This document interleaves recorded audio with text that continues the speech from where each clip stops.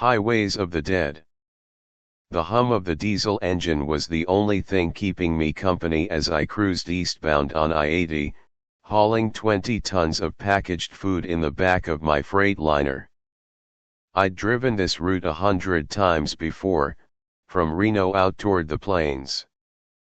Normally, I'd be flipping through radio stations or talking to some other truckers on the CB, but that morning, something in the air felt off. Quiet. Too quiet. It was just past 8 a.m., and I'd stopped for coffee at a truck stop near Elko. The woman behind the counter seemed nervous, eyes flicking toward the small TV mounted above the freezer. The news was playing, volume low. I caught something about an unusual outbreak in urban areas. First they said drug-induced psychosis, then unprovoked attacks. A headline crawled across the bottom of the screen: CDC investigates aggressive viral outbreak in several states. I didn't think much of it. News always tried to make things sound worse than they were. I took my coffee, paid cash, and climbed back into the cab. But when I tuned into a Denver AM station, the voice on the radio wasn't cheerful traffic updates or morning show banter. It was a serious man breathing hard, almost whispering into the mic. We urge anyone experiencing fever, confusion, or increased aggression to isolate immediately. There are multiple reports of attacks, people biting each other. The virus appears to spread through saliva. Repeat, through bites. I nearly dropped my coffee. My fingers gripped the wheel tighter as I listened. He talked about roadblocks going up in big cities: LA, Chicago, Dallas. Hospitals overwhelmed. Authorities saying stay calm while military units were being deployed. And then came the line that shattered any calm I had left. It's being called a neurological virus. Initial symptoms resemble rabies, but it progresses fast. Victims lose higher brain function and become extremely violent. Avoid close contact at all costs. And if you get bitten. He didn't finish that sentence. I hit the hazard lights and pulled over to the shoulder. My mind raced. My wife, Kelly, and our younger daughter, Emma, were back home in the suburbs outside Salt Lake City. Emma had just turned 10 last month. Sweetest kid you'd ever meet. And our eldest, Hannah, was at college in Boulder, 3 states away. My hands were shaking on the wheel as I reached for the phone. No signal. I cursed and punched the dashboard. Why now? I turned the truck around, wheels kicking dust as I sped back toward home. 45 minutes ago, I'd been thinking about stopping for pie and maybe catching up on a podcast. Now I was praying I wasn't too late. I glanced in the side mirror. Nothing but empty highway stretching behind me. Ahead, the sun was climbing, casting long shadows across the road. The radio crackled again. National Guard is setting up checkpoints. If you are on the road, avoid densely populated areas. There are confirmed cases of violent outbreaks along major highways. Confirmed outbreaks along highways. My blood went cold. I was on a major highway. Every signpost I passed, every lonely overpass, suddenly felt like a potential ambush point. I rolled up the windows, locked the doors, and kept my eye out for anything moving. 4 miles, nothing did. Not a soul. Until I reached the outskirts of Wells.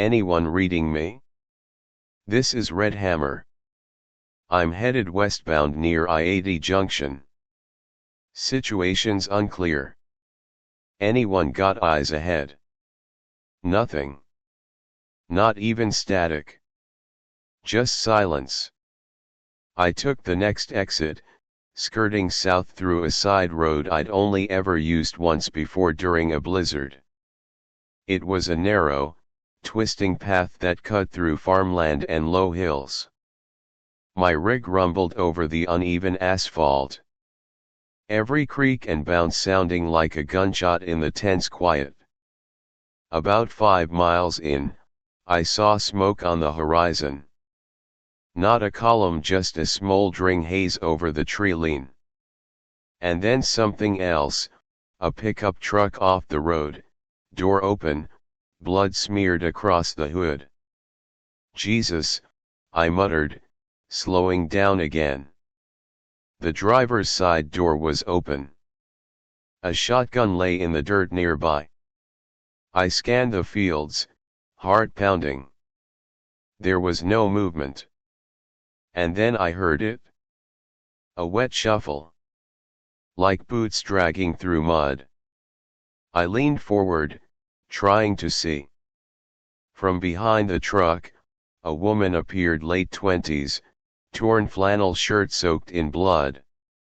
Her left arm hung limp, broken or bitten, I couldn't tell. But her eyes, they were wrong. Empty and vicious. She shrieked the moment she saw me, inhuman, high-pitched, and charged. I didn't wait. I slammed the gear into drive, hit the gas, and the rig lurched forward. She ran straight at the cab, slamming into the grill with a sickening crunch before falling under the wheels. The thump reverberated through the entire cab. I didn't look back. My hands were shaking. My knuckles white on the wheel. I kept going. I knew now this wasn't just a disease. This was the end of normal. These things weren't sick, they were gone. Twisted. Hungry. By the time I saw the town limit sign for Morgan, I was sweating and breathing like I'd run a mile. This town was only about 20 miles from Salt Lake. Close. Too close. I slowed the truck and pulled over near an old gas station. No lights. No movement. But something else caught my eye: graffiti across the station's wall, scrawled in red spray paint. They come at night. A broken window. Blood smeared on the glass. Inside, shelves were stripped, and the floor was littered with cans, boxes, a child's teddy bear soaked in something dark. Still no people. I opened the glove box and pulled out the pistol I kept stashed under a rag. Never thought I'd need it, just something for peace of mind on long runs. I checked the chamber. Full. Safety off. I stepped out, the air sharp and heavy, like it was holding its breath. I moved quick, checking around the station. No signs of movement, but the silence was oppressive. Like the town itself was hiding from something. As I turned to head back to the truck, I heard it. A rustling. Then a scream. Not from behind me but from the building across the street. A diner. I froze. Watched the doorway. A young man stumbled out, dragging his leg. His shirt was shredded, face streaked with blood and dirt. He spotted me and waved frantically. "Help!" he cried. "They're coming. Please." And then behind him they poured out. 4 of them. Skin pale and torn, eyes bulging with hunger. One woman had no jaw, just a raw red maw that dripped down her chin. Another sprinted faster than any human should, vaulting over the railing toward the boy. I shouted, "Get in," and flung open the passenger door. He didn't hesitate. He ran with everything he had, dove into the cab, and slammed the door shut. I hit the gas before the door even latched, and the truck roared away just as one of the things smacked against the side mirror, clawing at the glass. We sped down the road, both of us panting. Blood pumping in our ears. "Thank you," he gasped, voice breaking. "Thank you, man. They tore my sister apart." I tried to help, but he broke down, sobbing into his hands. I didn't know what to say. I just drove. This was the new world. No laws. No rules. Only survivors. And monsters. I've never been afraid to go home before. But as I turned onto the road that led into our quiet suburban neighborhood outside Salt Lake City, fear twisted in my gut like a knife. Everything looked the same on the surface. Trees lined the streets. Lawns sat trimmed and peaceful. The early summer sun cast long shadows across the pavement. But it was too quiet. No kids on bikes. No sprinklers ticking away in the yards. No joggers or morning walkers. Just silence. Like the whole neighborhood was holding its breath. The young man I'd picked up, his name was Tyler, was in the passenger seat, eyes red and hollow. He hadn't said much since we escaped Morgan. Just stared at the road with the 1,000-yard stare of someone who'd already seen too much. "This it?" he asked softly as we turned the corner toward my street.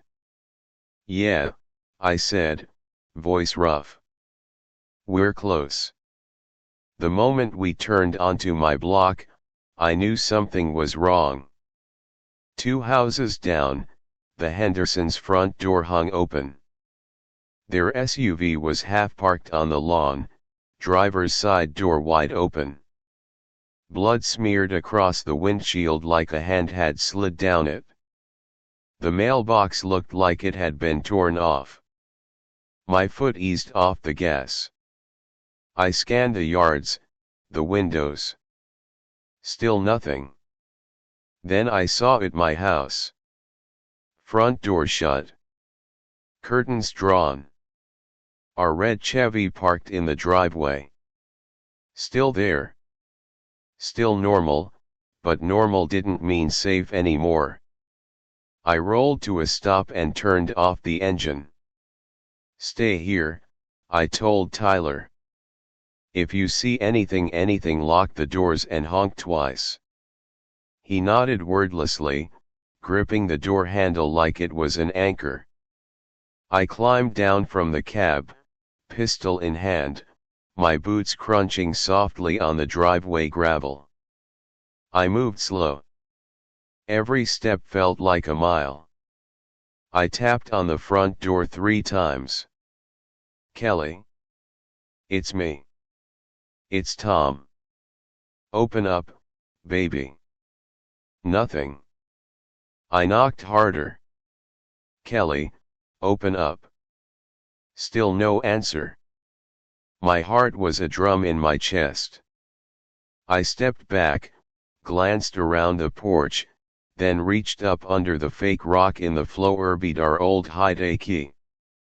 My hand trembled as I slid it into the lock and turned. The door creaked open slowly. The air inside was thick, like someone had been cooking and then left everything to go cold. "Kelly," I whispered. From upstairs, I heard movement. A door creaked. Then footsteps. Fast. "Don't move," a voice shouted. "Female. Familiar. I've got a bat. I stepped inside, raising my hands. Kelly, it's me. It's Tom. There was a long pause. Then a shout. Tom. She flew down the stairs like a cannonball, baseball bat in hand. She nearly knocked me flat with the force of her hug.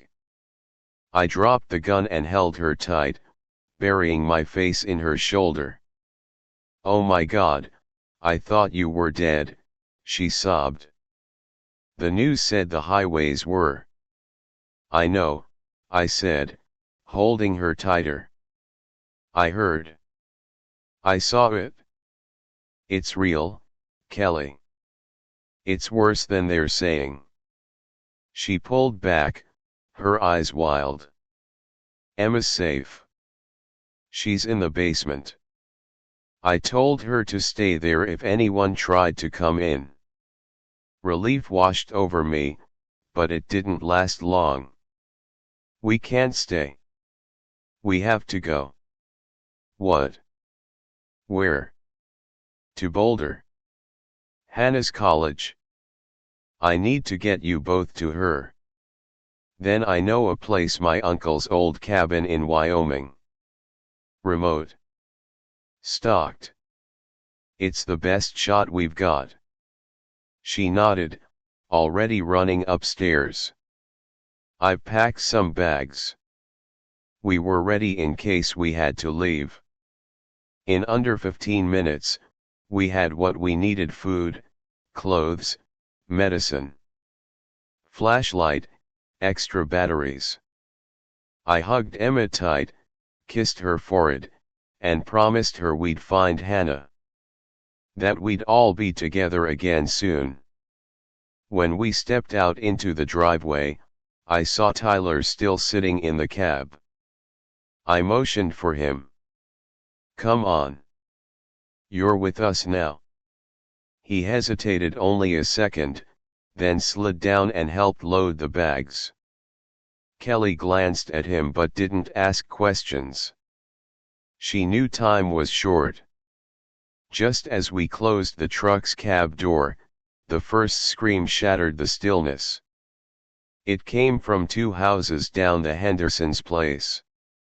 A woman's voice, shrill and desperate, cut through the air like a blade. Then another sound. Growling. Wet. Animalistic. We froze. A shape staggered into view. A man, what was left of one. Shirt torn, face smeared in red. He was gnawing on something in his hands, something that looked a lot like a wrist. Behind him, a child stumbled forward. Maybe 7 or 8. Face slack, skin pale. Eyes dead. Kelly screamed. I yanked the driver door open and shouted, "Get in." They scrambled inside as I fired up the engine. The rig roared to life, and the undead head snapped in our direction like hounds scenting fresh meat. The man-creature let out a howl and sprinted toward us. I jammed the gear shift into drive and floored it. The wheels screeched as we peeled out of the driveway, just as the man slammed into the passenger side door, smearing it with blood. Emma shrieked from the back. We tore down the street, past houses that now looked like tombs, past cars with shattered windows and porches smeared with blood. This wasn't our home anymore. It was a graveyard waiting to be filled. The road behind us vanished in a blur, smeared with blood and everything we used to call normal. I kept one hand on the wheel and the other clenched tight, like holding on to something that might slip away forever. In the back seat, Emma was quiet, wrapped in a blanket, staring at her hands. She hadn't said a word since we fled. 10 years old, and already she'd seen what no child ever should. Kelly leaned close, resting her hand on my shoulder. She's in shock. I nodded but didn't speak. What could I say? Everything inside me ached. For the terror in my daughter's eyes. For the neighbors I'd never see again. For the home we just left behind. And yet I couldn't let myself stop. Couldn't grieve. Not yet. We had to move. I steered the truck toward the freeway, careful to avoid the main on-ramps. Reports said the interstates were becoming choke points blocked by abandoned vehicles or, worse, roadblocks manned by infected or the desperate. I took a service road instead, one of those narrow back entrances we truckers used to dodge way stations. Where are we going? Kelly asked softly. To Hannah, I said. Boulder's a 6-hour drive if the roads are clear. But I doubt they will be. What about fuel? There's a truck stop about 60 miles out. We'll top off there. She nodded, her jaw clenched. I could see the gears turning in her head calculating food, water, fuel, escape routes. That's why I loved her. She didn't panic. She planned. Tyler, the kid I'd picked up earlier, was quiet too. He sat beside Emma in the sleeper cab, keeping her company, though his own face was pale and haunted. We'll need supplies, Kelly said suddenly. Medicine, food. What we grabbed from the house won't last more than a few days. I know. There's a shopping mall near Price. On the way. A mall? She raised an eyebrow. You think it'll still have anything left? I think people would have hit the grocery stores and gas stations first. Malls might have been skipped in the panic. She considered that, then nodded. I didn't mention that the mall might also be crawling with the infected. Or that we might be walking into a trap. She already knew. And we'd go anyway. Because we had to. The sun was starting to drop, staining the sky in deep amber and casting long shadows across the road. I found an old parking area off the side of the highway and pulled over. We rest here for a few hours, I said. Let the little one sleep. Kelly gave me a grateful look. Emma was already nodding off, her head leaning against a pile of jackets. Tyler got out and walked a few paces away, staring up at the sky. I sat on the bumper, stretching my legs.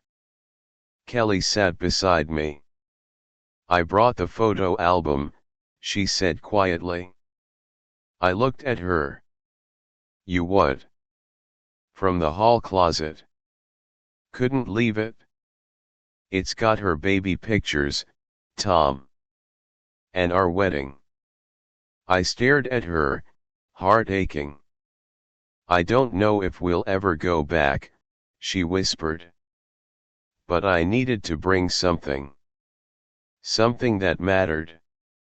I reached over and pulled her close, kissing the top of her head.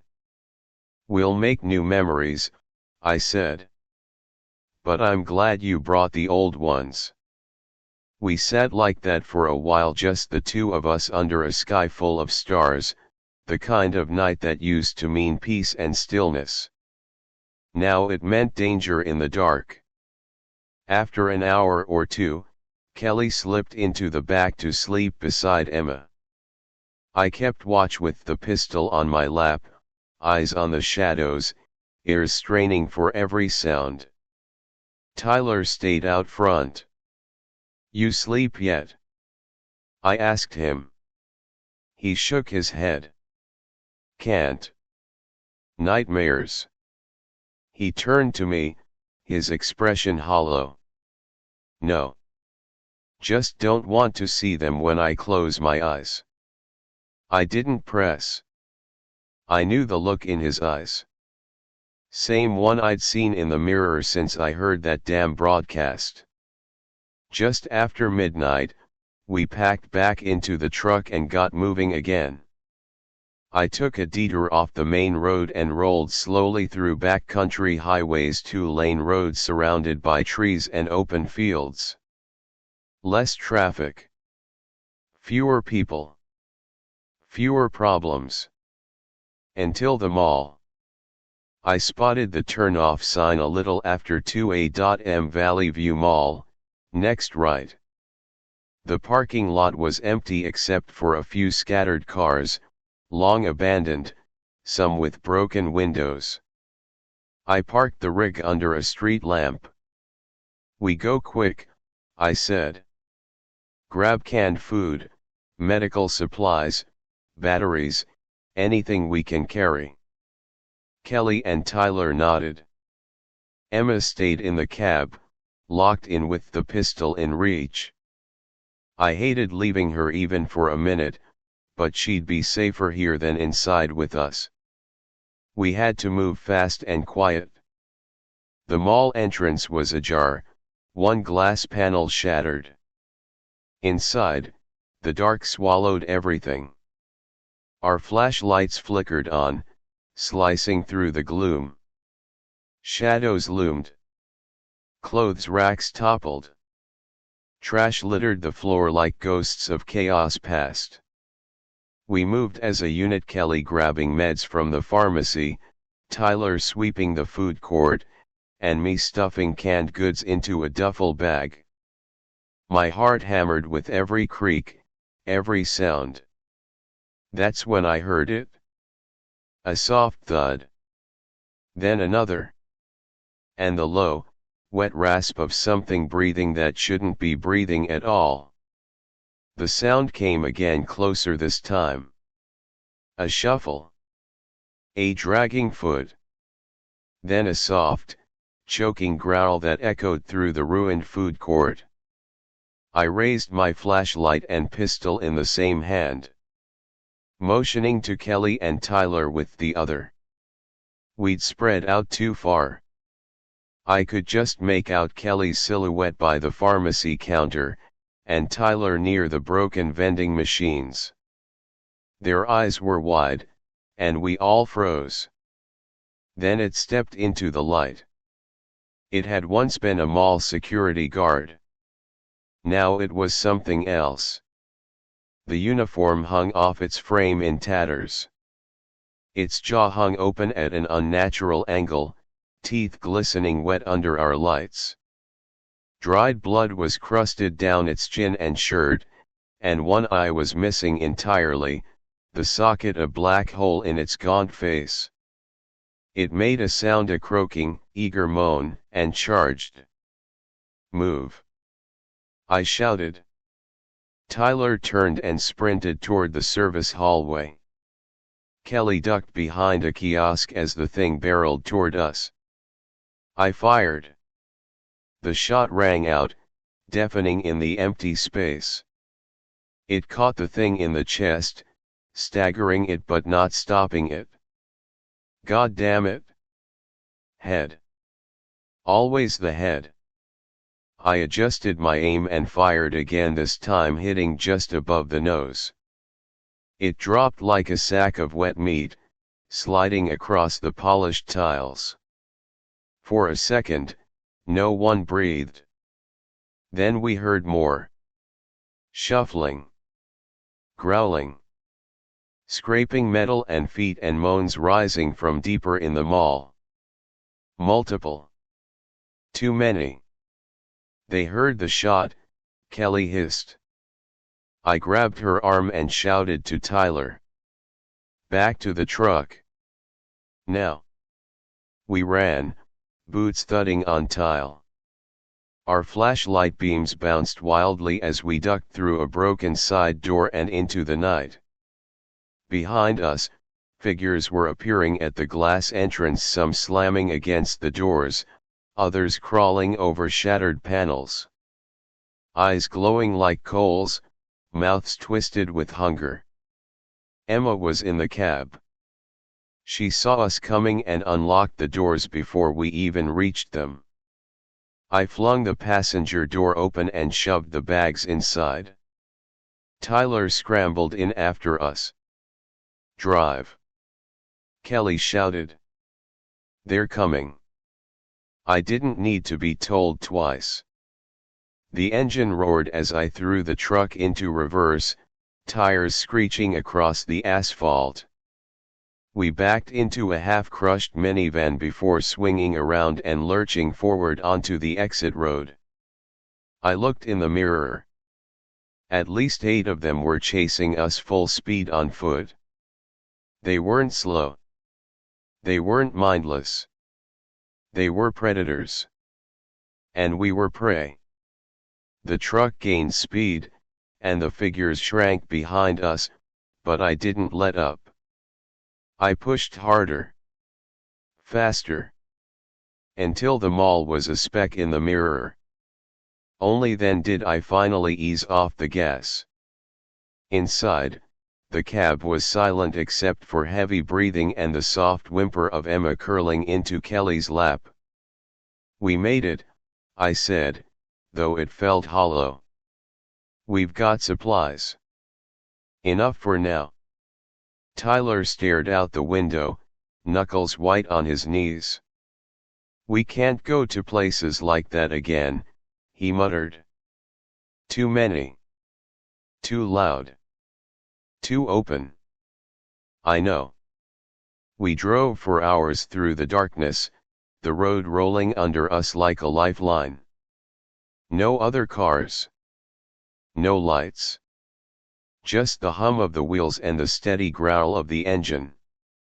At dawn, we passed a rusted sign that read, "Welcome to Green River, Utah." Half the town was burned. The other half looked like it was still sleeping, but I didn't stop to check. As we climbed a winding hill, I noticed the steering start to pull slightly. Something was off. The engine rattled, then hissed. A warning light blinked on the dashboard, "Check engine." I groaned. "Not now." Kelly looked over. "What is it?" "Truck's not happy." "Might be a belt or radiator hose." "Maybe worse." "We can't stop out here." "I know. But if we don't stop soon, we're going to break down on the side of a mountain." We rolled into a narrow overlook area with a view of the hills, and I pulled off. Smoke began curling out from under the hood. I popped it open and recoiled from the heat. A hose had split, coolant was leaking. We weren't going anywhere until I fixed it, and I didn't have the tools. "Damn it," I muttered. "There," Emma said, pointing. "Look." I turned and saw it, a camper van, half hidden under trees a few yards down an old dirt trail. Dusty, but intact. We walked over, cautiously. It had moss growing on the roof and one flat tire, but the doors were unlocked. Inside, it was old and musty, but there was space to sleep, working cabinets, even a half-full gas can. Keys were still in the ignition. "Well," I said, looking back at the broken truck, "looks like we're changing rides." Tyler looked relieved. "You know how to drive that?" "I've driven everything from forklifts to flatbeds. This'll do just fine." We spent the next hour transferring everything we could from the rig to the camper. Supplies, weapons, clothes. I even brought the CB radio and the photo album Kelly had saved. That old rig had gotten us through hell, but it had nothing left to give. As I turned the key on the camper van, the engine sputtered, then roared to life. I grinned for the first time in days. Let's go find Hannah. The camper van was old early 2000s model, faded blue, with a cracked skylight and dusty vinyl seats, but to us, it felt like a lifeline. The moment that engine coughed to life, a strange calm washed over me.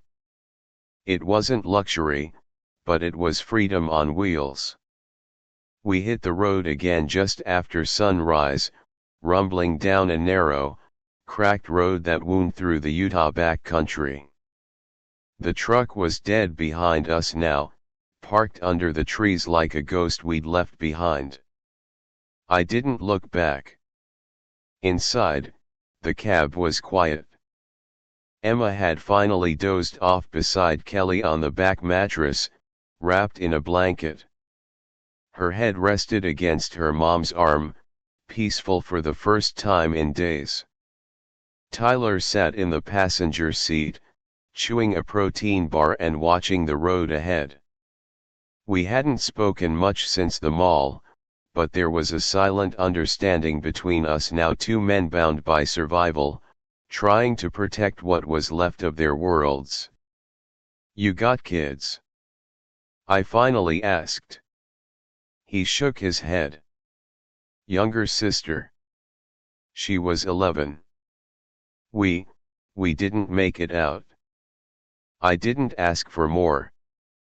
The silence that followed said everything. We passed through a ghost town not long after, buildings boarded up, some burnt down. A toppled bus lay on its side near a diner, windows shattered, interior blackened by smoke. A small teddy bear lay in the dirt nearby, its pink fur streaked with soot. I didn't stop. The farther we drove, the more desolate the world became. It wasn't like the movies, no constant screams, no zombies chasing every step. It was worse. Stillness. Emptiness. Cities gone silent, as if the people had been plucked from the earth and only shadows remained. Occasionally, we'd see signs of life, or what used to be life. A car flipped in a ditch, blood smeared across the windshield. A manhole cover blown off, claw marks on the concrete around it. A tree with a noose swinging from a branch, a chair kicked over nearby. This wasn't just an outbreak. It was collapse. Radio static filled the cab. I kept flipping through channels. Hoping, praying for something. A military broadcast. A news update. A human voice. At last, I found one. Crackly and weak, but real. "This is Emergency Broadcast Channel 1170 AM. To all survivors, CDC has established temporary quarantine zones in rural areas. Avoid major cities. Repeat, avoid all urban centers. Virus spreads rapidly. Symptoms within minutes. Do not engage the infected. If bitten." The message repeated. No mention of a cure. No rescue. Just warnings. Kelly stirred in the back. "Was that a broadcast?" I nodded. "Yeah. They're saying to stay away from cities." Her face was pale. "But Boulder is a city." "I know," I said. "That's why we're going to the edge first. Not straight in. I know a route. Hannah's dorm is near the northern fringe. Less population density. We'll be careful." Emma sat up, rubbing her eyes. "We'll find her, right?" I looked in the rearview mirror and met her gaze. That little girl had seen more in 2 days than some people see in a lifetime. I couldn't lie to her. But I couldn't break her either. We'll find her, I said. I promise. It wasn't a guarantee. But it was all I had. Around noon, we stopped at an old roadside market. It had been ransacked, shelves overturned, coolers smashed, but I managed to find some bottled water and a box of instant oatmeal. Tyler found a box of batteries and a pocket knife. While I scavenged in the back storeroom, I found something else, a journal. Half-filled, spiral-bound, with a red cover. I opened it and read the first page. If you find this and I'm gone, know that I tried. I tried to stay human. I tried to hold on to who I was. But this virus, it eats more than flesh. It eats your soul. I closed it and slipped it into my coat. Back in the van, we ate a quiet meal. The wind whispered through the trees, brushing against the sides of the camper like fingers testing for cracks. We didn't talk much. What could we say? We were heading straight toward danger. Boulder was no doubt crawling with infected by now. But Hannah was there. She was my daughter. And I would walk through fire to reach her. That night, we parked beside a narrow creek, hidden behind a ridge of boulders. I lit a small campfire with dry wood from a nearby shed, keeping it low and smokeless. We sat in a circle, me, Kelly, Emma, and Tyler, eating oatmeal by firelight. Emma leaned against me, her head on my arm. Daddy. Yeah, baby. What if Hannah's not there? The question sliced through me like a blade. I looked at Kelly. She gave me the same look I'd seen her give Emma after Skinned Knees and Scary Dreams, calm, brave, full of warmth even when the world was cold. She'll be there, Kelly said. She's strong. Just like you. Emma nodded slowly, eyes heavy with sleep. And for that moment, just that one moment, it felt like family again. Like everything wasn't gone. But I knew better. We had miles to go. And monsters in the dark. Dawn broke gray and cold. We were on the road again by 6 a.m., rolling through the dusty back roads of western Colorado. The air was dry, the sky choked with distant smoke, and the camper van rumbled like an old man clearing his throat every 10 minutes. Despite the drone of the engine, no one spoke. Kelly sat with Emma in the back, combing her daughter's hair with slow, steady strokes, maybe for comfort, maybe to preserve something normal. Tyler rode up front with me, eyes on the road, shotgun laid across his lap. We were about 4 hours out from Boulder. We'd made decent time so far. That wouldn't last. Just after midday, the fuel gauge dipped dangerously close to E. I pulled over beneath a rusted road sign that read Lark Ridge Shopping Center, 1/2 mile. I turned to Kelly. We're gonna need more than luck this time. She didn't argue. Just nodded. We'll be quick. The shopping center was one of those outdoor plaza types, big anchor stores on each end, smaller shops in between, and a half-abandoned grocery store with broken letters that now just read GORY. The place looked half-looted already, but there might still be fuel from the abandoned vehicles. I parked the camper behind a furniture store. Out of sight. We did a weapons check: pistols, knives, crowbar. Tyler carried the shotgun. Kelly grabbed a hammer. I gave Emma a small can of pepper spray. She didn't ask questions. Stay with the van, I told her. If anyone but anyone tries to get in, you scream and hit the horn. Got it? She nodded, wide-eyed but brave. We moved as a unit through the rear service corridors, those forgotten delivery hallways between shops where flickering lights and exposed wires made everything feel one step from collapse. The first few stores were already empty. Broken windows, busted shelves, the usual chaos. But when we reached the garden supply store, I found a prize. 4 full gas canisters stacked near the back wall. Jackpot! We started loading them onto a dolly when we heard the first sound. Not growling. Not footsteps. A baby crying. Faint. Far off. Coming from somewhere inside the grocery store. I froze, hand on my pistol. Kelly's eyes went wide. Did you hear that?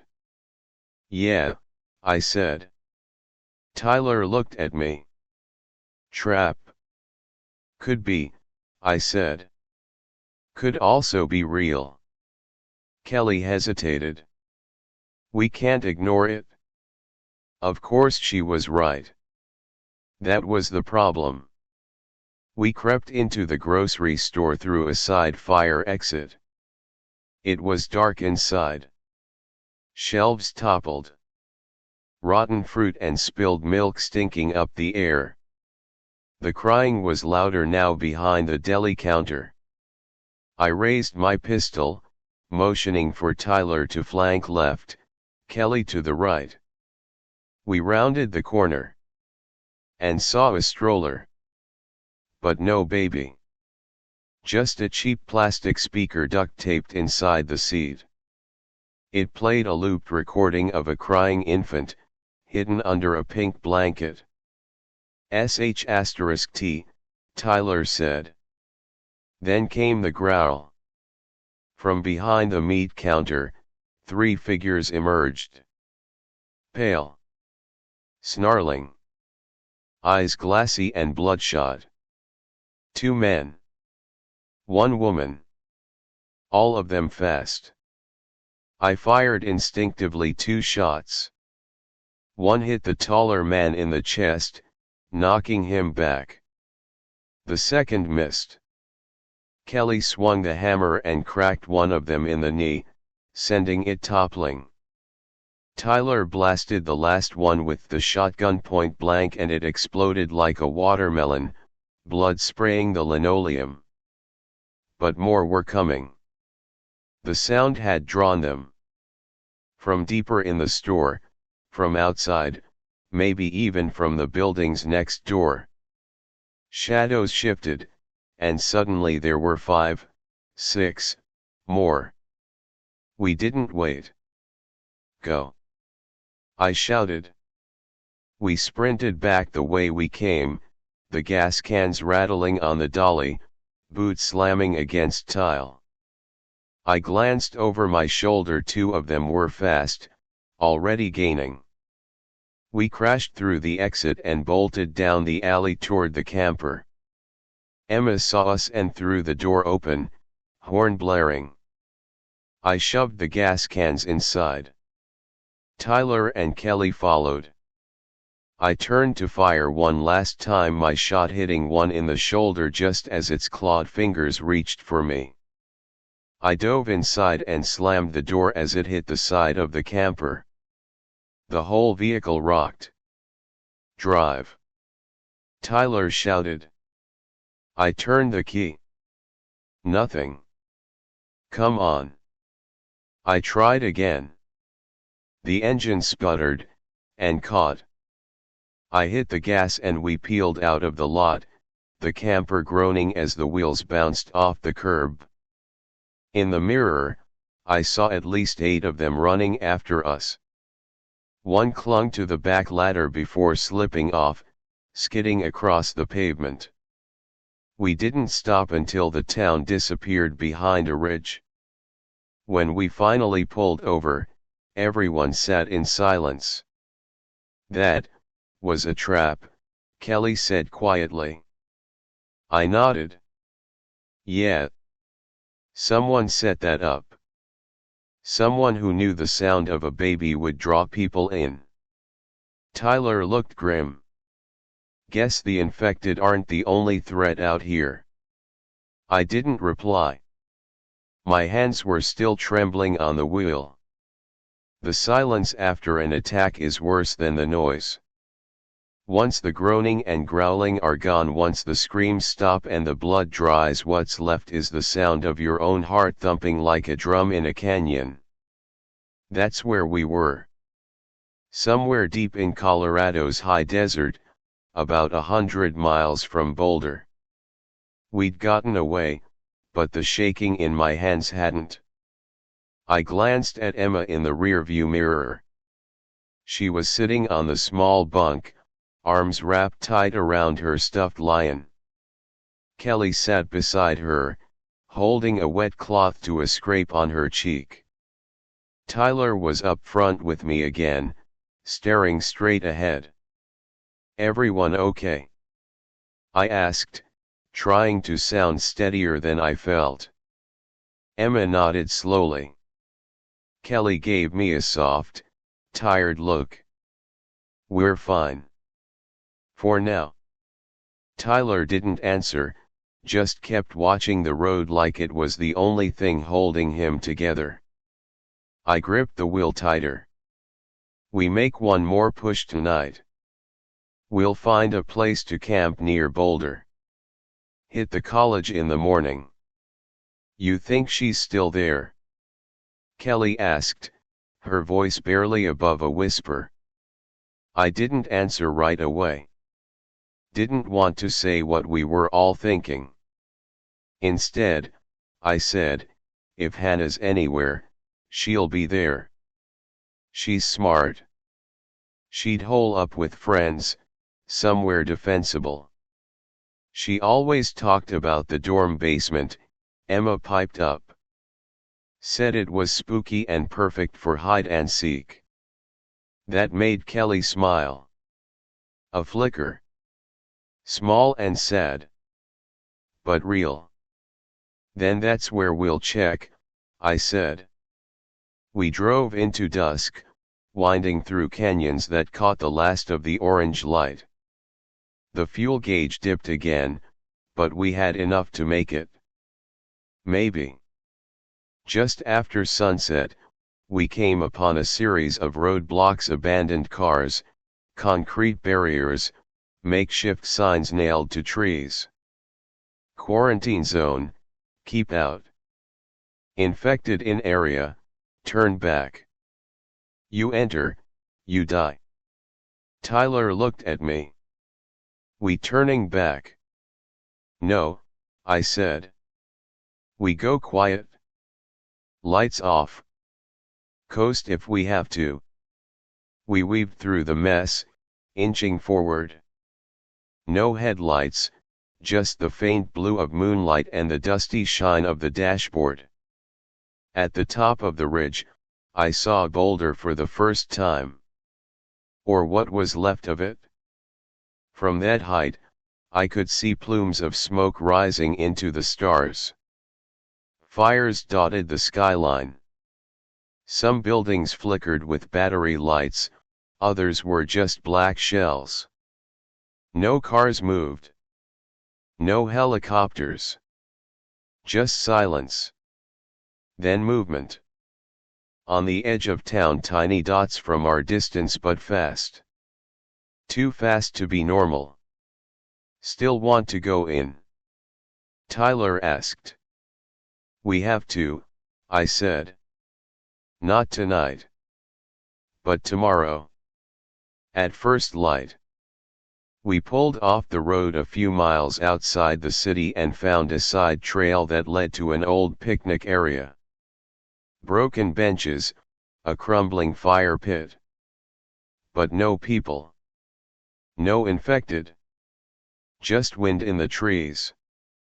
Kelly and Emma unrolled sleeping bags inside the camper. Tyler and I set up outside to keep watch. 1-hour shifts. He took first watch. I laid down on the bunk beside my daughter. She curled into me without saying a word. I could feel her heart beating fast even in sleep. Sometime in the early hours, I heard the noise. Not a scream. Not a moan.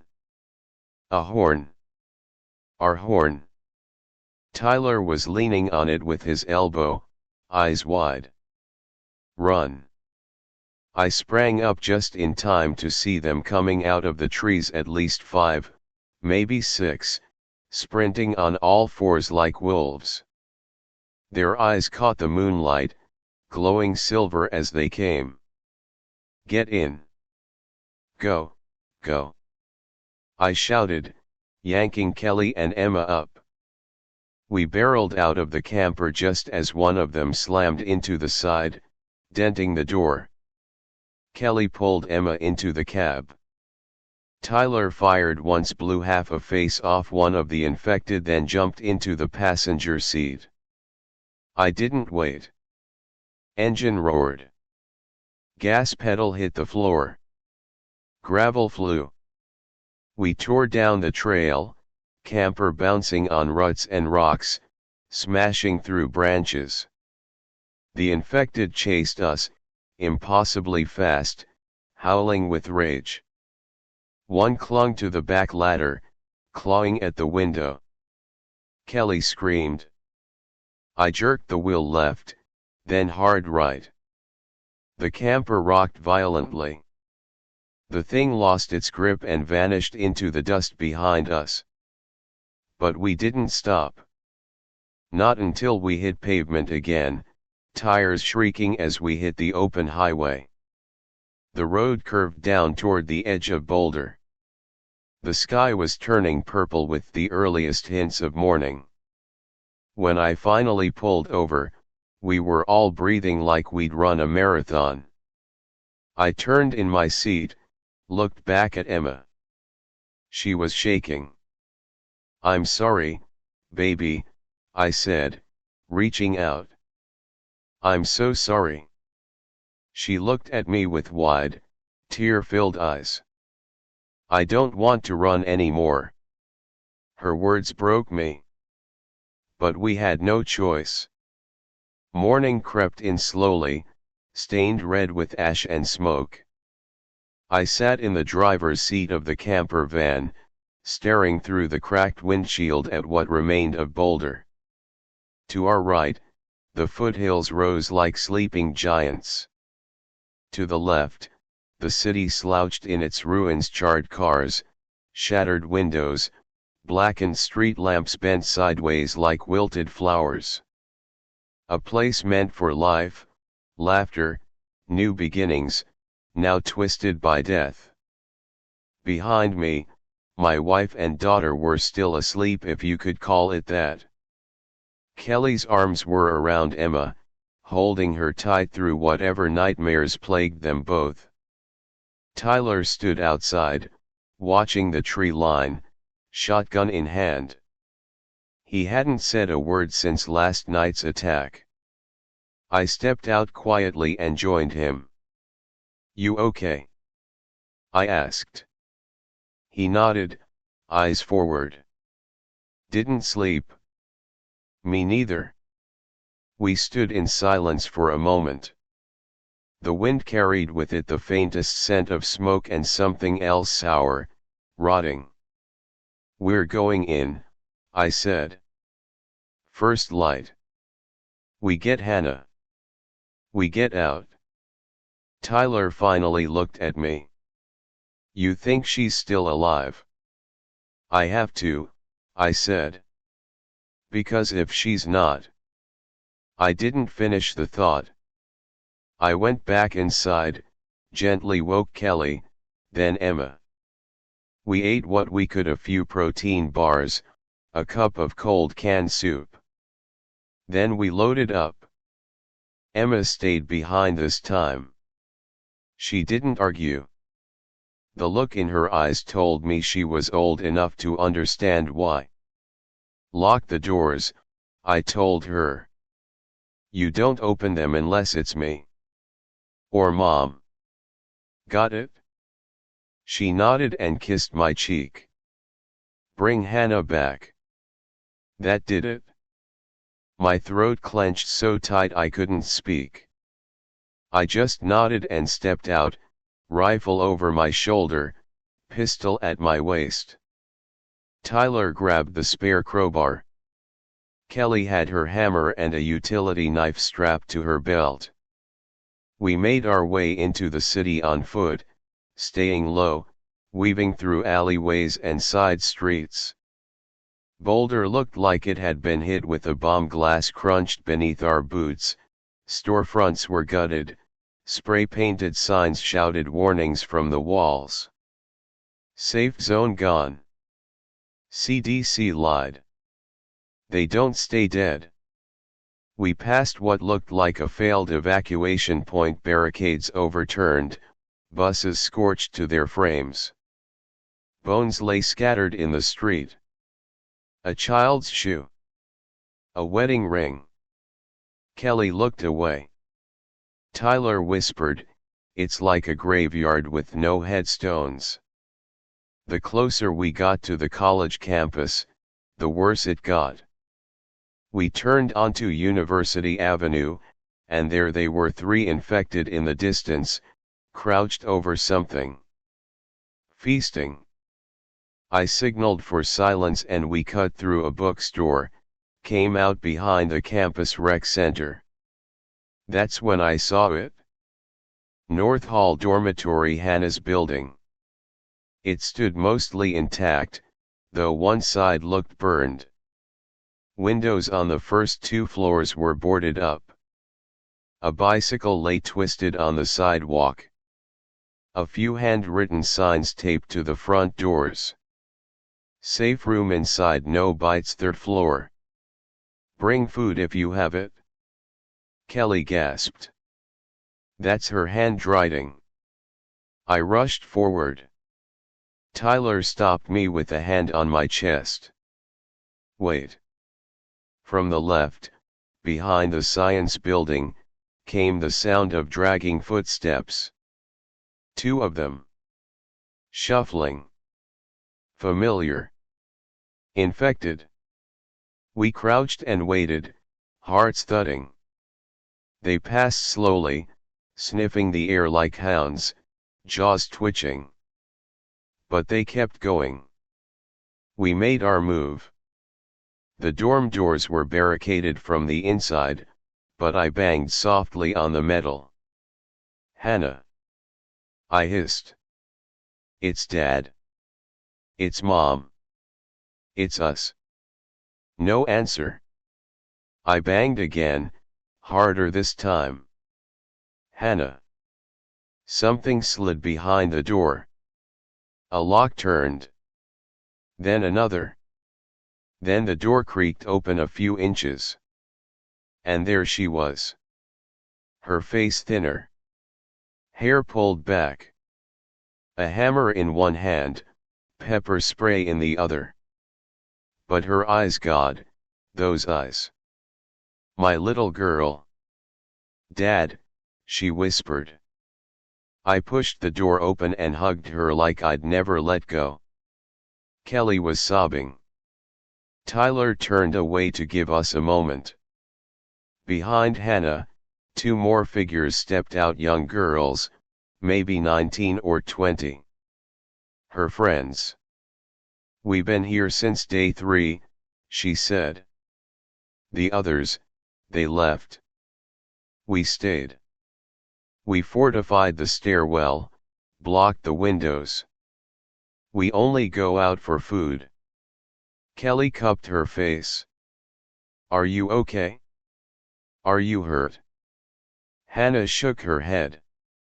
No. I'm okay. We're getting you out, I said. Right now. They didn't ask questions. They packed fast, backpacks already half loaded. Within minutes, we were moving, back out the door and into the chaos. The sun was up now, casting hard shadows across the street. But someone saw us. "Hey," a voice yelled from across the quad. A man stood near the admin building, armed, dirty, wild-eyed. "Where you headed? You got supplies?" I didn't answer. "We moved faster." "Hey," I said. Then I saw them. Not infected. Survivors. But desperate. Maybe 10 of them. Armed with bats and knives, charging across the lawn. "Run!" I yelled. And we ran. We didn't hesitate. The shouts behind us grew louder, sharper. The desperate crowd chased us across the cracked pavement, their eyes wild, faces twisted by fear and hunger, not for brains, but for supplies, for anything that might keep them alive a little longer. I grabbed Hannah's hand tightly. Kelly swept Emma up, her arms trembling. Tyler wielded the shotgun like a shield, eyes scanning for a way out. "We're almost there," I shouted. The cabin, our last hope, was tucked away in the dense woods about 20 miles north. Built by my father years ago, it was sturdy, isolated, and stocked with enough provisions to last weeks if we could get there. But first, we had to survive the chase. We sprinted through alleyways, dodging overturned trash bins and abandoned bikes. The noise behind us wasn't just angry shouting now, it was chaos. Glass shattered, footsteps pounding, curses flying. At one corner, Kelly swung her hammer at a man lunging toward Emma. The man stumbled, but more surged forward. Tyler fired a warning shot, and they hesitated for just a moment. That was all we needed. We broke through the last line of buildings and onto a main road. The sun beat down, casting long shadows. "Cabins this way," I said, pointing toward the dense green hills. We ran hard, lungs burning, legs screaming. Behind us, the mob slowed, frustrated and disorganized. I glanced back once, then forward. The trees were close now. The smell of pine and wet earth filled the air. We dove into the woods, branches scratching at faces and clothes, heartbeats pounding in our ears. The cabin came into view, a rough wooden structure with a stone chimney and a porch cluttered with old tools. The windows were shuttered, the door bolted. I pulled the keys from my pocket and unlocked the door. Inside, the air was cool and musty. Canned goods lined the shelves, water barrels stood in the corner, and a stack of firewood waited by the hearth. We collapsed inside, breathing hard, shaking but alive. Emma clung to Kelly, eyes wide but safe. Hannah dropped her pack and looked around. "We made it," she said quietly. Tyler slumped onto a chair, wiping sweat from his brow. For a moment, we just sat. Then the radio crackled. I grabbed the old CB and tuned in. Static, then a voice, clearer than anything we'd heard in days. "This is CDC Emergency Channel 7-4-1. A vaccine candidate has been developed and is undergoing testing. Survivors in rural areas are advised to remain at safe locations and await further instructions. Repeat, a vaccine is in development." The words hit me like a thunderclap. Kelly looked at me. "Did you hear that?" I nodded, voice thick. "Hope. Real hope. Emma smiled, a small, fragile thing that made my chest ache. Hannah pulled me aside. Dad, what now? We wait, I said. We stay hidden. We protect each other. And when the time comes, we fight for a future. For the first time since this nightmare began, I felt something I hadn't in days, something stronger than fear. Hope. The cabin was our sanctuary, our fragile fortress against the world unraveling outside. Yet even as the door slammed shut behind us, locking out the chaos, I felt the weight of everything pressing in. The silence inside wasn't peace. It was the calm before another storm. The radio broadcast still echoed in my mind, a vaccine candidate was in development. That single sentence sparked a fragile hope in our hearts. But hope was a dangerous thing. It could lift you up, only to rip the floor from beneath your feet if you let your guard down. We had to be ready. I paced the small living room, the worn floorboards creaking beneath my boots. Kelly sat on a dusty couch, her hands nervously twisting the hem of her shirt. Emma curled up on her lap, her breathing slow and steady now, but the fear in her eyes hadn't left. Hannah was by the window, peering out at the forest beyond. She looked older somehow, beyond her years, hardened by days spent fighting to survive. Dad, she said quietly, we need to talk about what's next. I nodded, sitting down across from her. I'm listening. She took a deep breath, eyes meeting mine with fierce determination. We can't just wait here forever. Supplies will run out. We need to find others, save people, and figure out a way to rebuild. Kelly chimed in, but it's dangerous. We've seen what's out there. People, or things, have changed. That's why we have to be smart, Hannah said.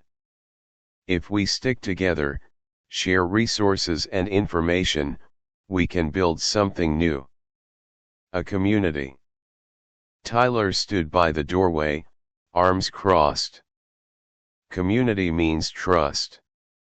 Trust means risk. How do you know who's safe? I looked around the room, at the tired faces of my family and the boy who had become one of us. We don't. Not yet. But we have to try. The fire crackled softly in the hearth, casting flickering shadows on the walls. Outside, the forest whispered in the night wind. I pulled out the photo album Kelly had saved. We flipped through the pages, wedding pictures, childhood birthdays, vacations we once took for granted. Remember this? Kelly said, pointing at a picture of us on a beach, sun setting behind us. I do, I said, a smile tugging at my lips. We were happy then. We will be again, she said firmly. I wanted to believe her. Over the next days, our routine settled into a tense rhythm. We scavenged nearby ruins cautiously, replenishing food and water. Hannah and Tyler worked on setting up better defenses around the cabin, makeshift barricades and noise traps. Emma slowly came back to herself, her laughter returning in small bursts. The sound was a balm to my soul, but I never stopped watching her, fearing the worst. One evening, as we gathered around the fire, the radio crackled to life again. To all survivors, this is CDC Channel 7-4-1. Vaccine testing continues with promising results.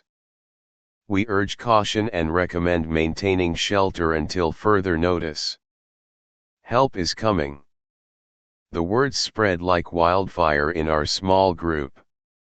Relief, hope, and fear tangled together in our hearts. That night, I lay awake staring at the ceiling, thinking about what we had lost and what we still had left to fight for. In the quiet moments, I whispered a promise to the darkness. I will keep my family safe. I will find a way to get us through this. Because in this world overrun by monsters both living and dead, that was all I had left. The cabin was our sanctuary, our fragile fortress against the world unraveling outside. As the door slammed shut behind us, locking out the chaos, a brief rush of relief swept through me.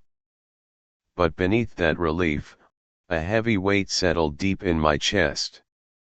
The silence inside wasn't peace. It was the calm before another storm. I knew this world had changed forever. The virus had eaten away at everything we once took for granted. And no locked door or barricade could keep the unknown at bay forever.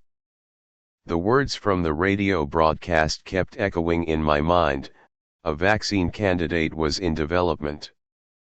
That single sentence ignited a fragile flame of hope inside all of us. But hope was a dangerous thing. It lifted you up, only to threaten to tear the floor out from beneath you if you let your guard down. We had to stay sharp. I paced the small living room, worn floorboards creaking beneath my boots.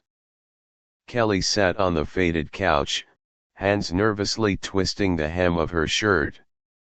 Emma, still pale and fragile, curled up on her lap. Her breathing had slowed, but the fear in her eyes remained.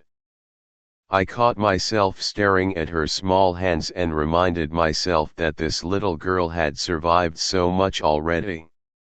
Hannah sat by the window, her gaze fixed on the dark forest beyond. She looked older than her years, hardened by days spent fighting for survival and carrying a weight she shouldn't have to bear at just 19. The glow from the dying fire cast flickering shadows on her face, highlighting the determination in her eyes. "Dad," she said quietly, breaking the silence. "We need to talk about what comes next."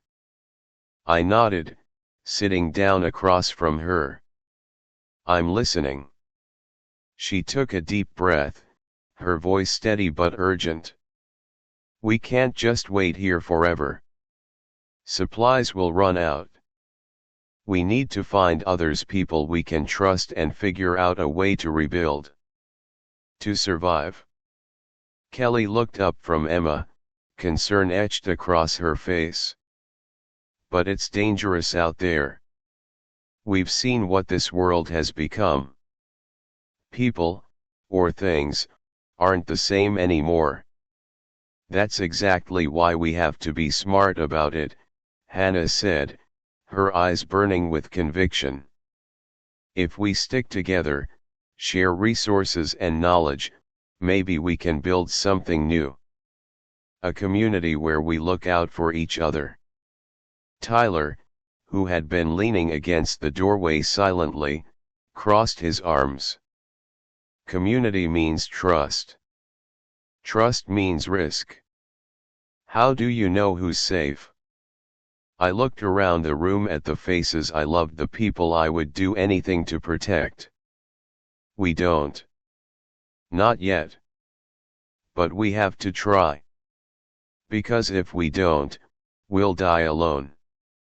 The fire crackled softly in the hearth, casting a warm glow on the rough wooden walls. Outside, the forest whispered in the cold night wind. I could hear the distant howl of a coyote or something worse. The sound reminded me that we were never truly alone. I pulled out the photo album Kelly had insisted we bring. We flipped through the pages slowly, wedding pictures, birthdays, vacations we once took for granted. Faces full of joy, laughter frozen in time. I traced my finger over a picture of Kelly and me on a beach, the sun setting behind us, casting everything in gold. "Remember this?" Kelly whispered. "I do," I replied, a smile tugging at the corners of my mouth. "We were happy then." "We will be again," she said firmly, reaching for my hand. I wanted to believe her with all my heart. The days that followed slipped into a tense routine. We scavenged carefully, avoiding towns and roads, picking through ruins for food, water, and medical supplies. Hannah and Tyler reinforced the cabin's defenses, barring windows, setting up makeshift alarms from cans and strings, and clearing brush to give us better sight lines. Emma started to come back to herself in small ways. Her laughter returned in soft bursts, and she began asking questions again. Each smile from her felt like a tiny victory against the darkness clawing at our world. But I never let my guard down. I watched her like a hawk, terrified of what the virus might do to her if it caught her. One chilly evening, as we gathered around the fireplace, the radio crackled back to life. "To all survivors, this is CDC Emergency Channel 7-4-1. Vaccine testing continues with promising results. We urge caution and recommend maintaining shelter until further notice. Help is coming." The words spread through our small group like wildfire. Relief, hope, and fear tangled together in our hearts. Could it be true? Could a cure really be on the horizon? That night, I lay awake staring at the ceiling, the shadows twisting in the flickering firelight. I thought of all we had lost: friends, neighbors, the world as it was, and all that we still had to fight for. In the stillness, I whispered a promise to the darkness that waited beyond the cabin walls. I will keep my family safe. I will find a way to get us through this.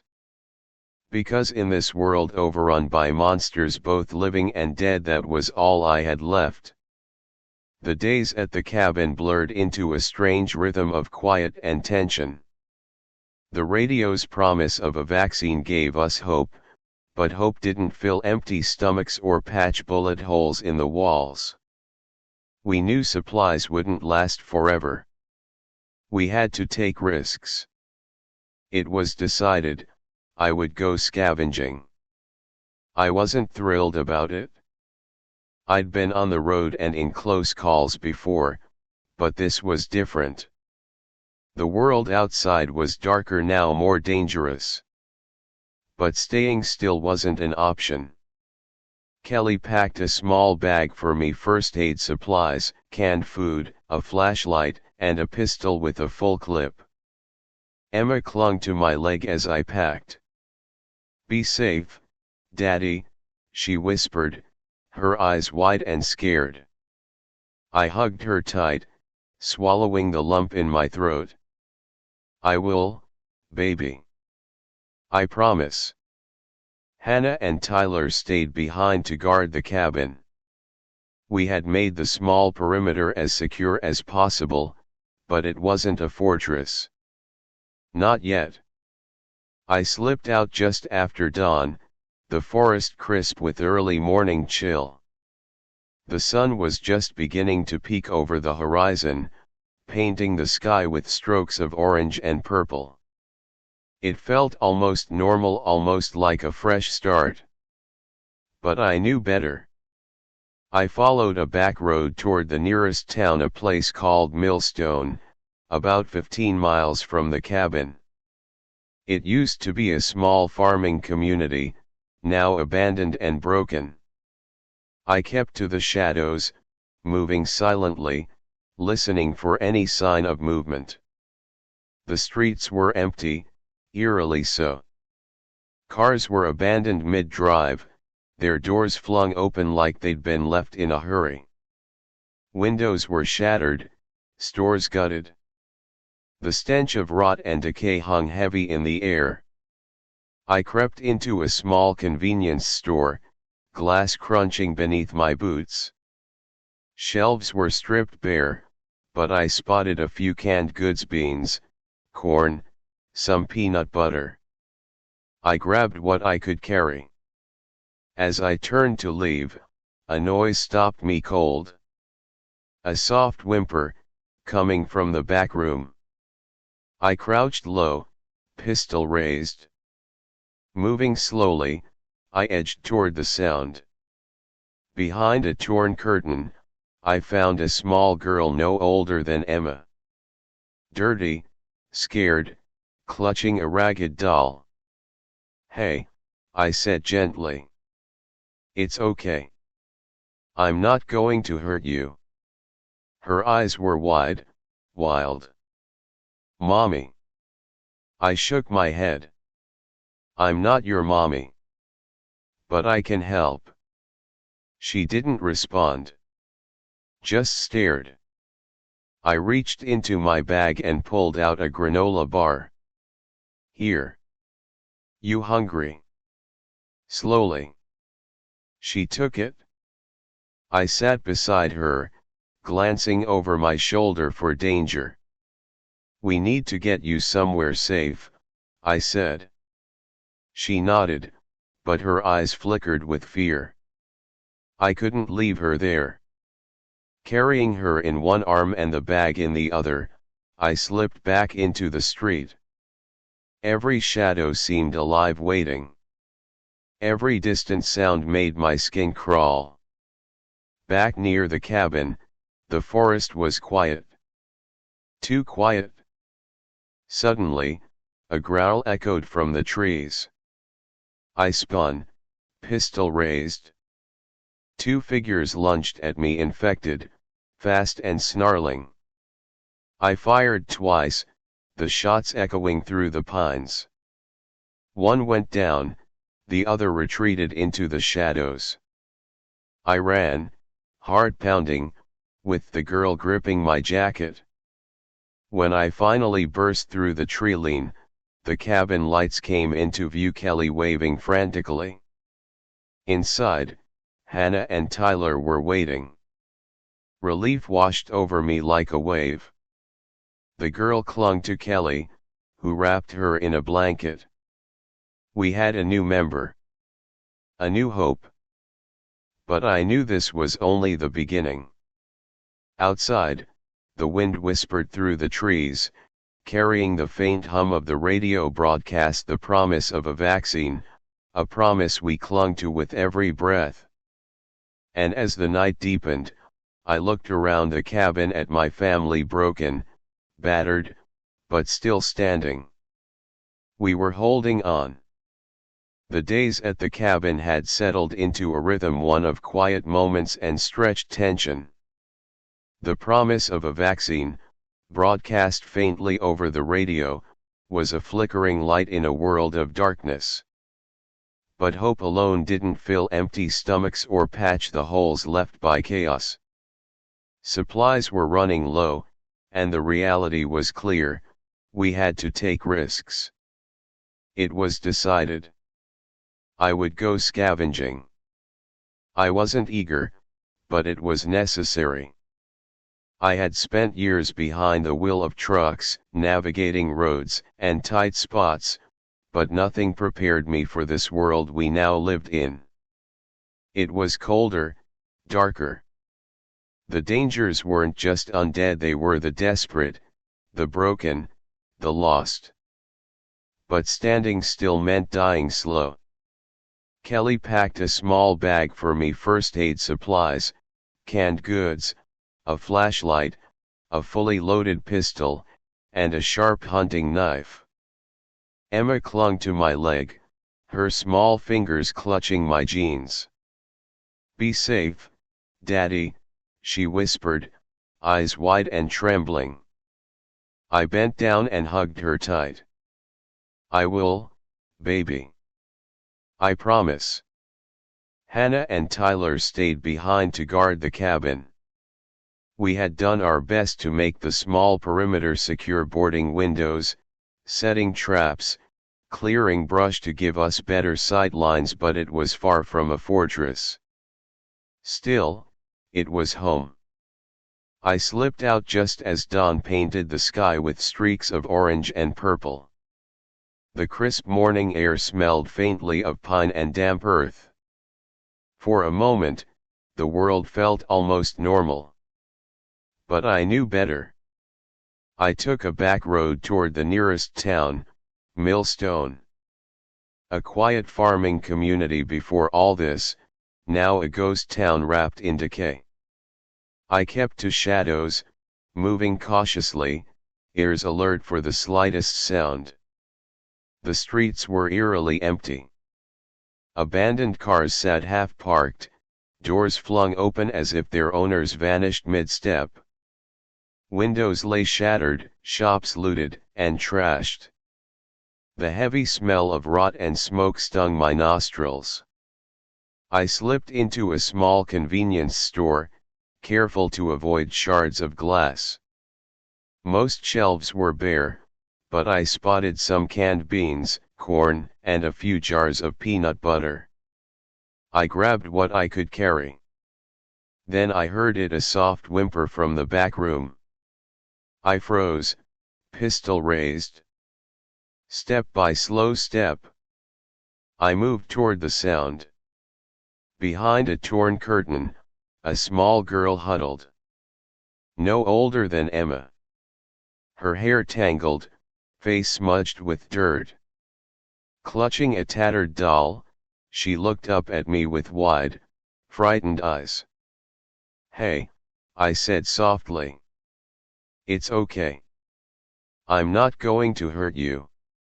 She blinked, voice barely a whisper. "Mommy." I shook my head. "No, I'm not your mommy. But I can help you."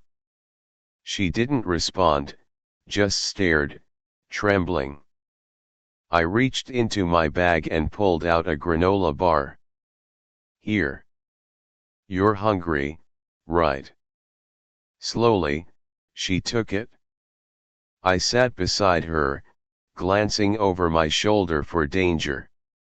"We need to get you somewhere safe," I said. She nodded hesitantly, fear flickering in her eyes. I couldn't leave her behind. Carrying her in one arm and my bag in the other, I slipped back into the streets. Every shadow seemed alive, waiting. Every distant sound set my nerves on edge.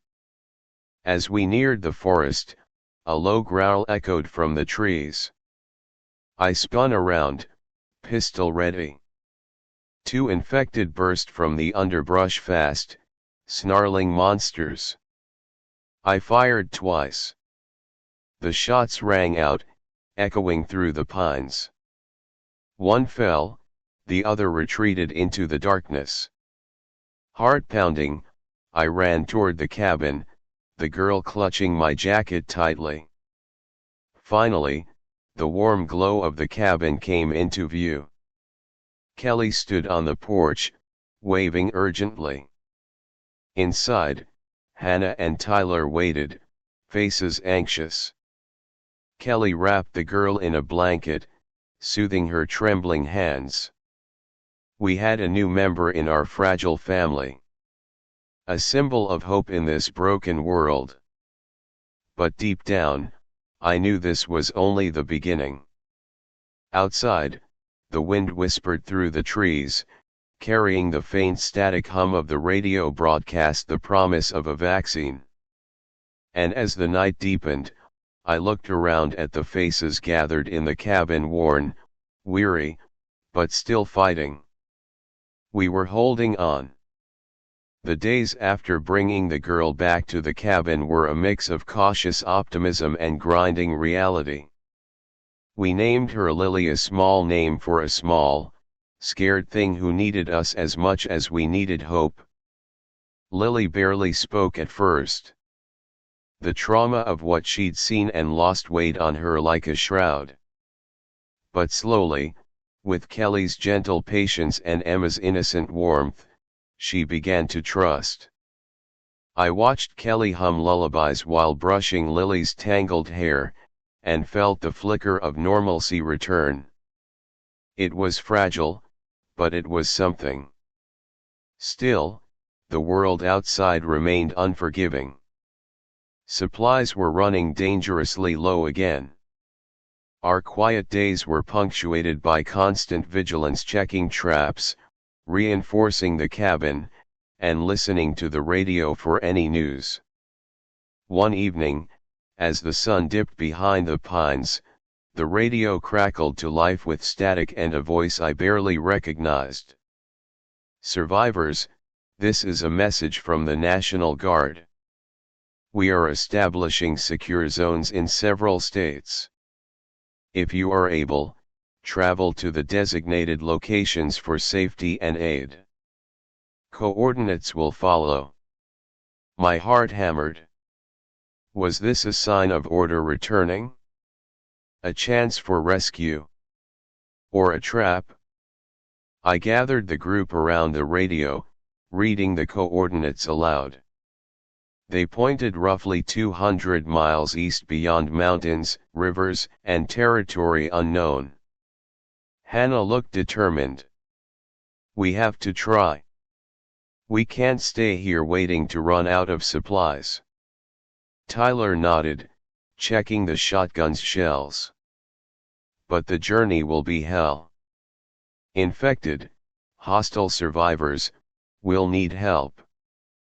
Kelly bit her lip. "We don't even know if those zones still exist. Could be dead ends." I looked at each of them, the people I had sworn to protect. "We don't have a choice. We'll plan carefully. Scout the route. Gather what we need." That night, sleep was a distant memory. My mind raced with maps, supplies, and possible dangers. The next morning, Hannah and I set out to explore nearby trails, hoping to find a safe path. We moved cautiously through the forest, alert for movement, sounds, anything that might spell trouble. About a mile from the cabin, we stumbled on fresh tracks, bare footprints, not infected. Someone had passed through recently. We followed them. They led to a clearing where an old pickup truck sat, battered but intact. Nearby, a fire pit was still warm. Suddenly, a voice called out from behind a tree. "Who's there?" I raised my hand slowly. "We're not looking for trouble." A man stepped forward, mid-30s, wiry, with tired eyes but steady hands. He carried a hunting rifle slung over his shoulder. "Name's Paul," he said cautiously. "You folks from the cabin up the road?" I nodded. "Yeah. I'm Jack." Paul eyed me for a long moment. "You alone?" "No. Family with me." He glanced past me into the forest. "You might want to come meet the others." We followed him a short distance to a hidden camp, tents, makeshift shelters, and half a dozen people. They looked rough but alive. Women, men, a couple of kids. I felt a surge of relief. Paul introduced us to the group. They had been surviving here for months, growing what little food they could, keeping watch, and protecting each other fiercely. Over the next few hours, we shared stories, resources, and plans. Their radio equipment was better than ours, and they'd heard rumors about vaccine distribution points too. But they warned us. The world was full of dangers beyond the infected. Bandits and raiders had grown bolder, attacking any who dared travel alone. Paul's group agreed to join us on our journey east. Together, we had a better chance. Returning to the cabin with new allies, I felt a cautious hope. For the first time in weeks, I believed we might survive this nightmare. But I also knew the road ahead would test every ounce of courage we had left. That night, as the fire crackled and the stars blinked overhead, I looked around at my family and our new friends. We were all broken in some way, scarred by loss and fear. Yet together, we formed a fragile bond. Hope wasn't a guarantee. It was a choice. And we chose to keep fighting. Morning came cold and gray, the sky heavy with low clouds that threatened rain. The forest around our cabin was quiet, the usual chorus of birds muted, as if the earth itself was holding its breath. I stood outside, stretching muscles stiff from weeks of tension and too little sleep. Today, we would begin planning the journey. Our new allies from the camp had gathered in the cabin's cramped living room. Paul spread out a worn map across the rough wooden table, the lines and scrawled notes marking roads, rivers, and settlements. His voice was steady as he pointed to a route cutting eastward through the mountains, a path that promised the best chance of avoiding both infected and hostile survivors. This way, he said, we avoid the major highways and can camp in small towns along the way. But it won't be easy. Hannah leaned in, tracing the route with her finger. How far is it? About 200 miles, Paul said. Maybe more with detours. Kelly's brow furrowed. 200 miles through zombie country, with little supplies and no guarantee of safety? Sounds like a death sentence. Paul shrugged. Maybe. But it's better than waiting to starve here. I nodded. We don't have a choice. If the vaccine is real, that's our best shot. Tyler checked his shotgun and the few bullets left. We'll need to travel light and fast. No unnecessary risks. Emma clung to Kelly's side, watching quietly. Over the next few hours, we worked out what to pack: food rations, water purification tablets, medical supplies, weapons. Every ounce mattered. Every item was a potential lifesaver or a liability. That afternoon, we scouted the nearby woods again, marking hidden paths and possible campsites. The forest was thick with danger. Infected moved silently at night, and the shadows seemed to hide eyes watching our every step. That night, I sat outside by the dying fire, staring into the flames. The faces of my family flickered in the glow: Emma's innocent smile, Kelly's quiet strength, Hannah's fierce determination, Tyler's guarded watchfulness, and even Lily's shy hope. They were all counting on me. I whispered a promise to the wind. We would survive.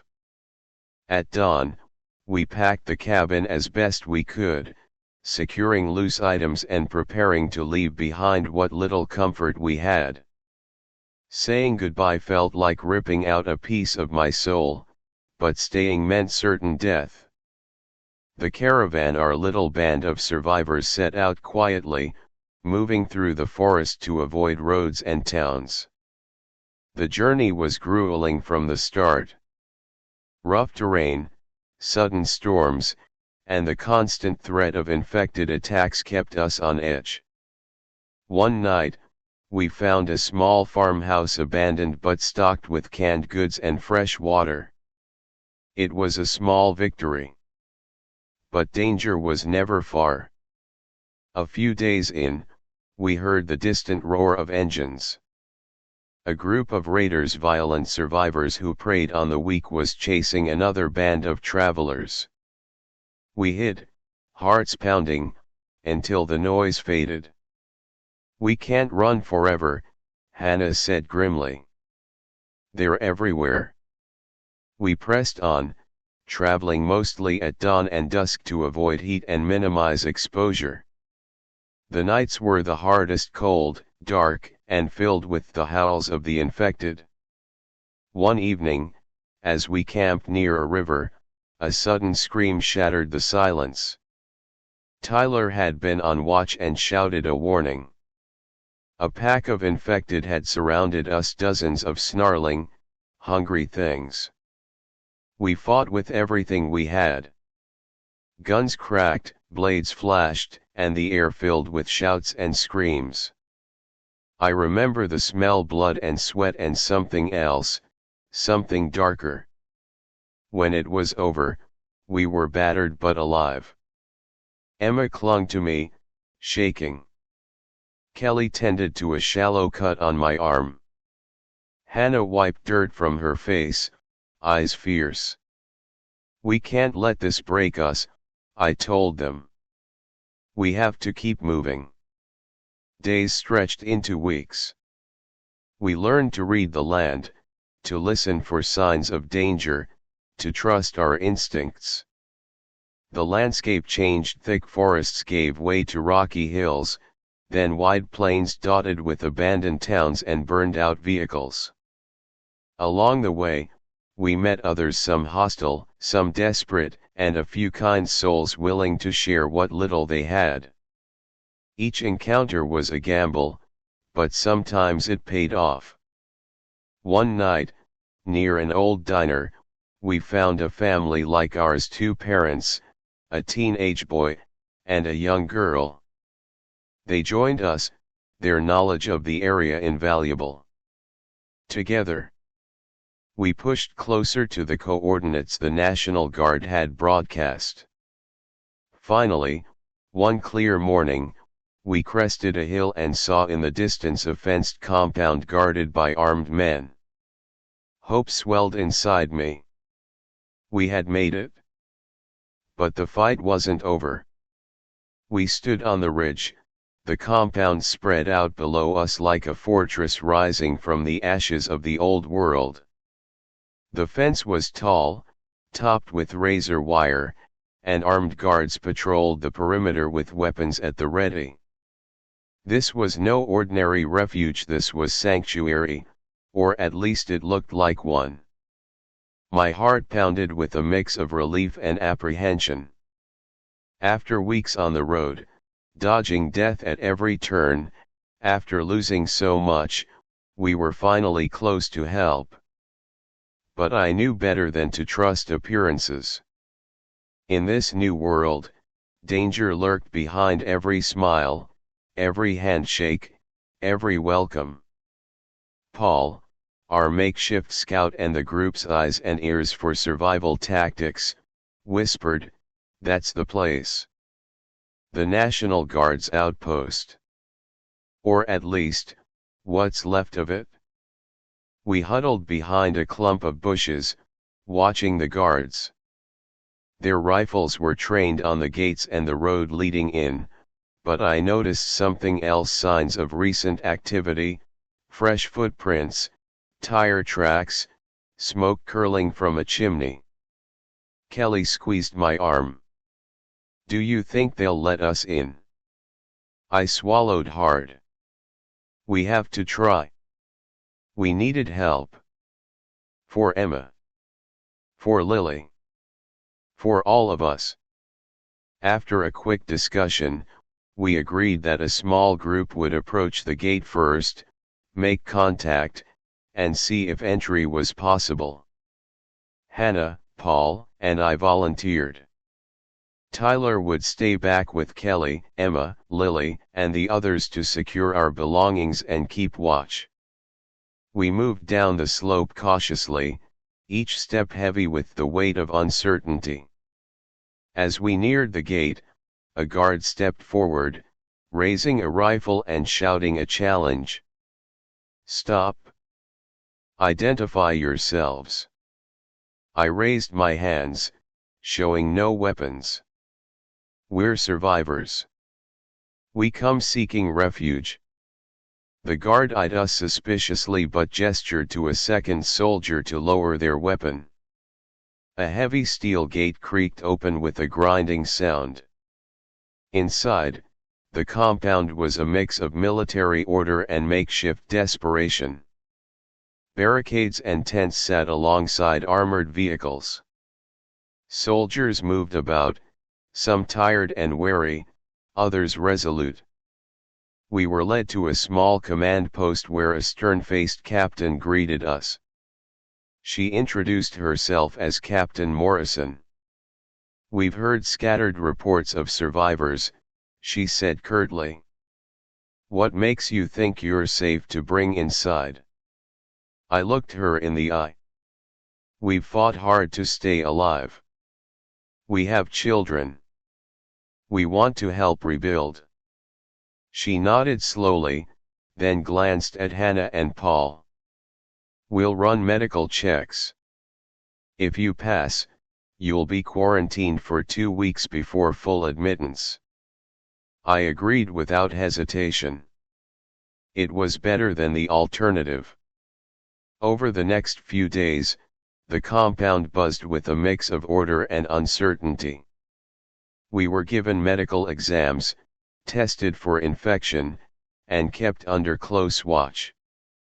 The quarantine was tense. We weren't allowed outside the fenced area. Emma clung to Kelly, frightened by the unfamiliar faces and strict rules. Lily, surprisingly, adapted quickly. Maybe she saw this as a chance for real safety.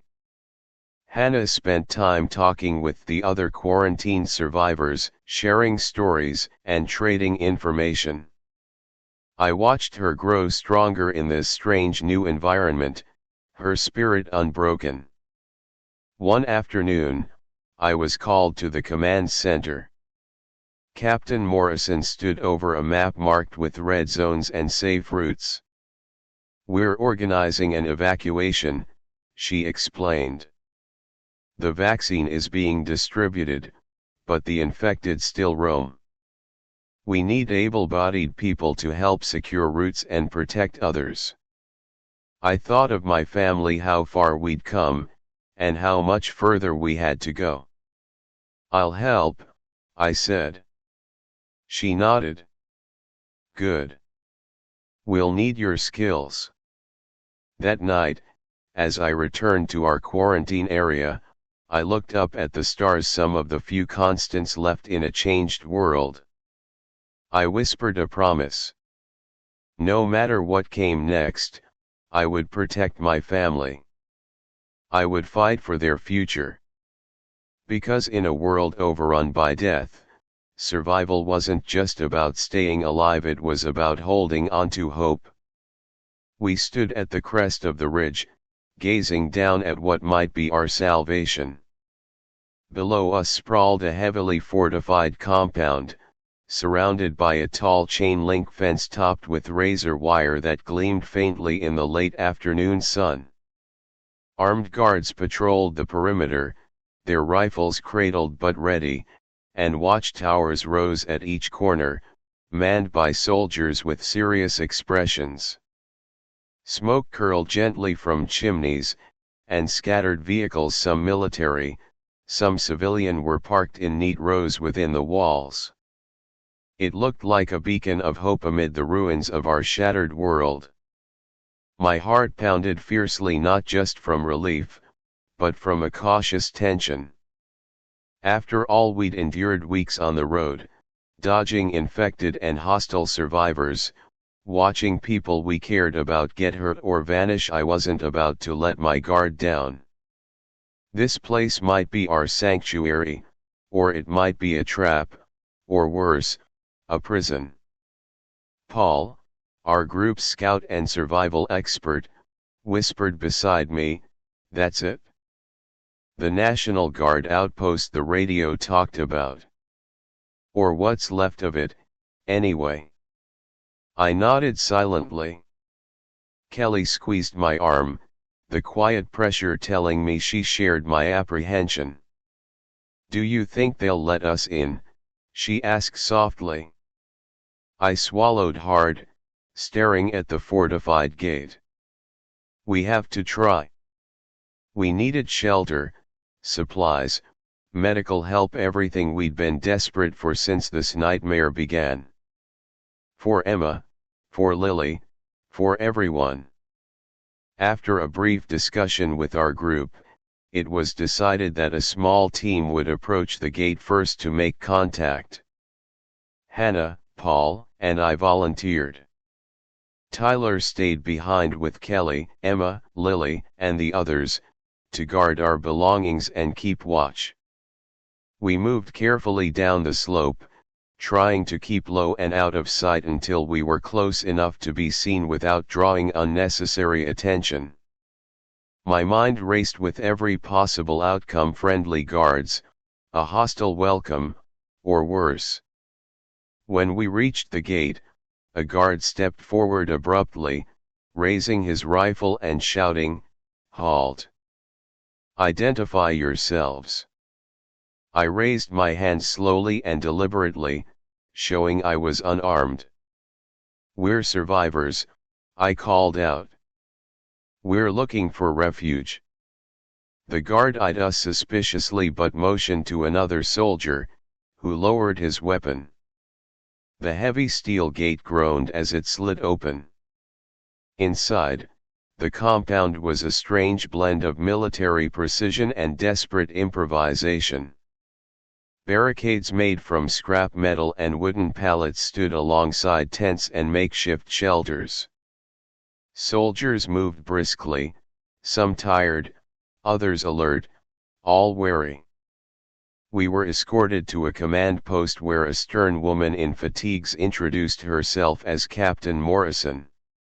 Her sharp eyes scanned us critically.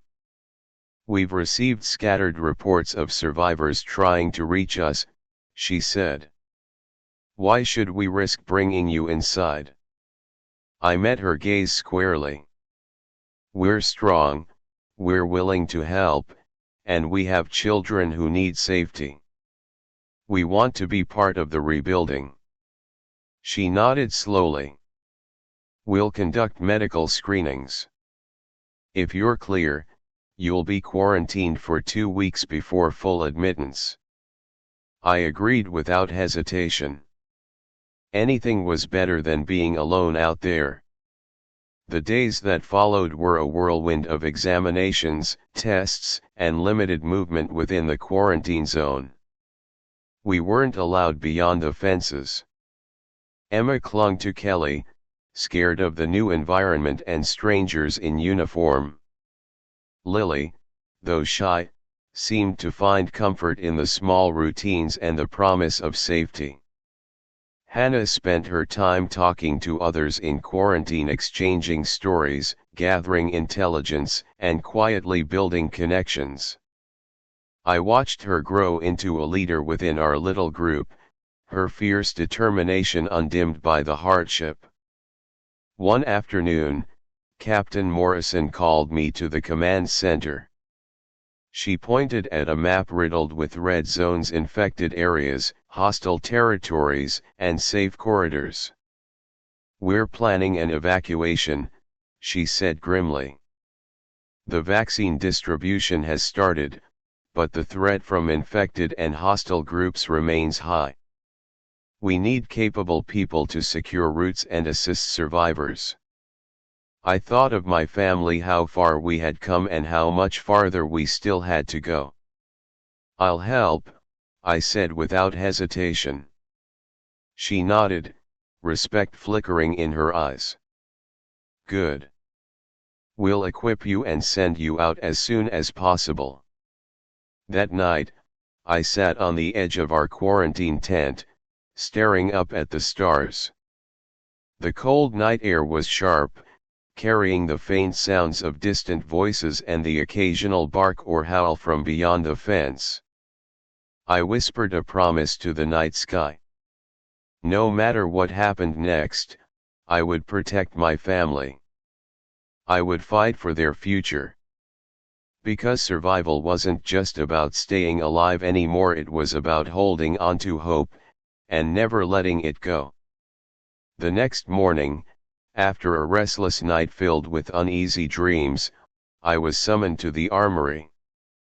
The weight of what lay ahead pressed on me. This was no simple scavenging run, this was a mission. A mission that could mean life or death for not just my family, but for all those depending on us. The soldiers there handed me gear, a military-grade rifle, extra magazines, a combat knife, a tactical vest loaded with first aid kits, and a GPS device linked to the compound's command center. The weight of it all was physical and mental. Paul was assigned to my team, along with 2 other soldiers, Sergeant Ramirez, a veteran with sharp eyes and quicker reflexes, and Private Collins, young and jittery but eager. Before leaving, I hugged Kelly tightly, brushing a tear from Emma's cheek. "I'll be back," I promised, though I didn't know for sure. The convoy set out at dawn, slipping quietly through the compound gates, moving into the wilderness beyond. Our objective: secure a critical route through a nearby town known to have pockets of survivors and establish a safe corridor for evacuees. The landscape changed quickly. Dense forests gave way to broken roads, abandoned vehicles, and the skeletal remains of houses burned to ash.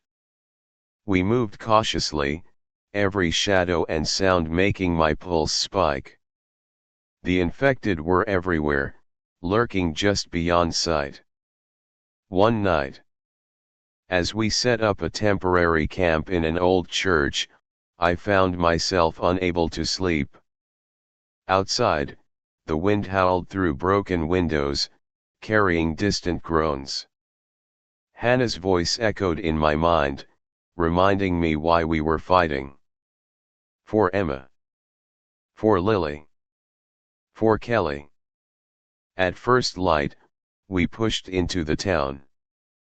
Signs of recent habitation were everywhere: smoldering fires, hastily abandoned campsites, graffiti warnings on walls. Suddenly, gunfire shattered the silence. We took cover, hearts pounding. A firefight erupted between rival survivor groups, desperate and dangerous. We stayed low, moving carefully to avoid being caught in the crossfire. After the dust settled, we found a handful of survivors, exhausted, wary, but alive. They agreed to join our effort, providing valuable knowledge of the area. As days passed, our group grew stronger, though losses were inevitable. Every step forward was paid for in sweat and blood. One evening, as we secured a bridge leading out of town, an ambush caught us off guard. Bullets tore through the air. I shouted warnings, returning fire with every ounce of focus. Sergeant Ramirez was hit. I dragged him to cover, feeling the grim weight of responsibility. We managed to repel the attackers, but the cost was clear. Ramirez's injury was serious. Back at camp, we tended wounds and planned next moves. The mission wasn't over. We had to push forward for the vaccine, for our families, for the chance to reclaim a broken world. Every mile we traveled, every fight we survived, strengthened my resolve. I wasn't just fighting to live, I was fighting to bring my family home. The sun was dipping low, casting long shadows over the cracked pavement as we prepared to leave the temporary safety of the church. Sergeant Ramirez's injury weighed heavily on all of us, but there was no time to linger. The mission pressed forward, urgency driving us onward through the fractured remains of civilization. Ramirez insisted on pushing on, despite his wound, the grit of a seasoned soldier shining through. I admired his resolve but silently feared it would cost us more than we could afford. Our group, now a mix of hardened survivors and military personnel, was bound together by necessity more than trust. I watched faces, some familiar, others strangers, each carrying their own scars, fears, and agendas. Trust was a fragile commodity in this world. As night fell, we set up camp near an abandoned gas station. The cracked sign creaked in the wind, a ghost of better days. While others checked weapons and supplies, I took a moment to walk the perimeter alone, the cold air biting at my skin. Memories of home flooded me: Emma's laughter, Kelly's steady presence, Hannah's fierce determination. I whispered a prayer to whatever forces still listened, promising to bring them through this nightmare. Suddenly, a rustle in the underbrush snapped me back to reality. My hand went instinctively to my rifle as a figure emerged, hands raised. A young woman, her clothes tattered but her eyes sharp and wary. She introduced herself as Sarah, a former nurse who had been traveling alone. She spoke quickly, desperate for shelter and safety. We brought her into camp, but the others were divided. Some wanted to welcome her, others saw danger in every stranger. Hannah stood up for Sarah, reminding us all that survival meant sometimes risking trust. "We can't close ourselves off," she said. "If we do, we become like the monsters out there." The debate was tense but brief. We agreed to let Sarah stay, setting clear boundaries. Over the next days, Sarah proved invaluable. Her medical knowledge helped tend Ramirez's worsening wound, and she had insight into the vaccine distribution points. But trust remained a delicate dance. Every noise, every shadow made us question if safety was an illusion. One evening, as we sat around the campfire, Sarah shared her story: a hospital overrun, family lost, escape through fire and bloodshed. Her words hit me hard. She reminded me of everything we had lost, and why we couldn't give up. The next morning, we moved out, the path ahead uncertain but hope rekindled. Our group was stronger, not just in numbers but in spirit. We were more than survivors now, we were a family forged in fire. And no matter what came next, I was ready to face it head on. The sun rose over the horizon, casting a soft golden light across the battered landscape as we approached the compound's main gate once more. This time, it was different. We weren't just survivors seeking shelter, we were part of something bigger, a mission, a purpose, a future. Inside, the compound buzzed with renewed energy. The vaccine rollout was underway. Soldiers, scientists, and volunteers worked side by side, fighting not just the infected but the creeping despair that had gripped the world for so long. Emma clung to Kelly's hand, eyes wide as she watched the controlled chaos. Lily clung to her too, smaller but no less hopeful. Hannah stood tall beside me, her fierce spirit undimmed. Tyler and Paul worked with the security teams, already planning the next phase of safe zones and supply routes. Captain Morrison approached, her stern expression softening. "We've made progress," she said. "But the road ahead is still long. Your group has been invaluable." I nodded, feeling the weight of every step that had brought us here. The losses, the fights, the moments of despair, they all led to this fragile hope. That evening, as we gathered around a radio, a broadcast crackled through. This is the CDC. A vaccine has been approved for emergency use and is being distributed nationwide. Survivors are urged to seek medical assistance. Together, we will rebuild. The room erupted in quiet cheers. Tears streamed down Kelly's face as she hugged me tightly. Emma's laughter filled the space, light and pure. For the first time since the outbreak, hope was real. I looked around at my family, broken but unbroken, and whispered a vow. No matter what the future held, we would face it together. Because in a world scarred by darkness, love and hope were the true survivors. The first light of dawn seeped through the cracked windows of the cabin, casting a pale glow on faces worn with exhaustion and fear, but also tinged with something rarer these days: hope. It had been a long, grueling journey from the moment I first heard the news of the virus on the radio, to now, standing at the threshold of what could be salvation.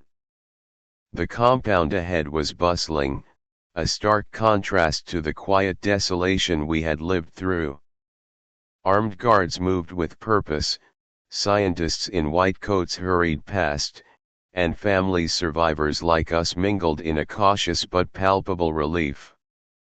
Kelly held Emma close, her small daughter's wide eyes absorbing everything: the promise of safety, of medicine, of a future. Lily sat quietly nearby, clutching her ragged doll, but somehow calmer now. Sheltered in the presence of those who cared. I stood beside Hannah and Tyler, feeling the weight of everything we'd lost but also everything we'd fought to protect. Paul was there too, a steady presence amid the chaos, his eyes scanning the perimeter for any threats. Captain Morrison approached, her usual stern expression softened by the rare smile. "We've secured enough vaccine doses to begin widespread distribution," she told us. "But the fight isn't over. The infected are still out there, and pockets of hostility remain. Your group has been instrumental in helping us reclaim this territory." I nodded, the gratitude in her eyes echoing my own feelings. It was a hard-earned victory. Later that evening, gathered around a crackling radio, a broadcast came through clearer than ever before. "This is the CDC. The first doses of the vaccine have been approved for emergency use and are now being distributed nationwide. Survivors are urged to come forward for inoculation. Together, we will rebuild, we will recover, and we will reclaim our future." The room filled with tears, laughter, and quiet prayers. Kelly hugged me so tightly I could barely breathe. Emma giggled, her joy infectious.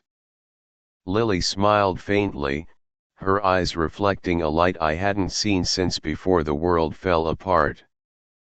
In that moment, surrounded by the family I had fought so desperately to protect, I understood what survival truly meant. It wasn't just about staying alive, it was about holding on to hope, to love, and to the belief that even after darkness, a new dawn awaits.